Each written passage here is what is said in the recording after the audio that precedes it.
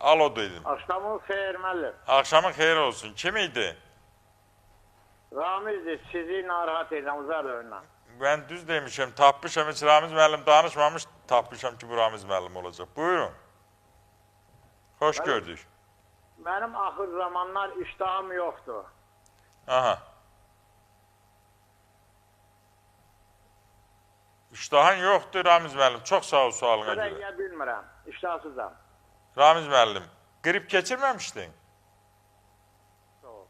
Grip geçirmemiştin. Yox, keçirməmişəm. Qribin qabağını sıra da alıram da soğan suyuyla. Ay sağ ol.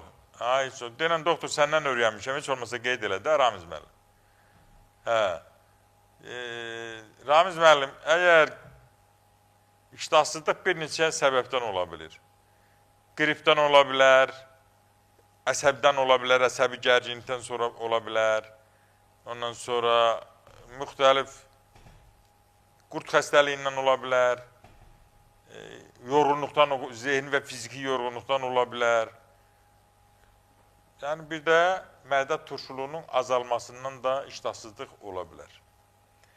Sizə məsləhətim odur ki, erkən yatın,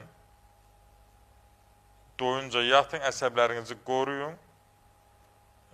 Biraz da iştah açıcı ədviyyatlardan istifadə edin, Ramiz müəllim. Yəni, zəncəfil tozudur, darçın tozudur, sarı kök, yəni kurkumin tozudur, nanə çayıdır və digər ədviyyatlardan istifadə edin. Yəni, acı biberdir, iştahınız açılacaq. Açılmasa, gələrsiniz yanıma, mən çox sadə formada iştahınızı açacağım. Çox sadə formada. Çox sağ ol, təşəkkür ederim.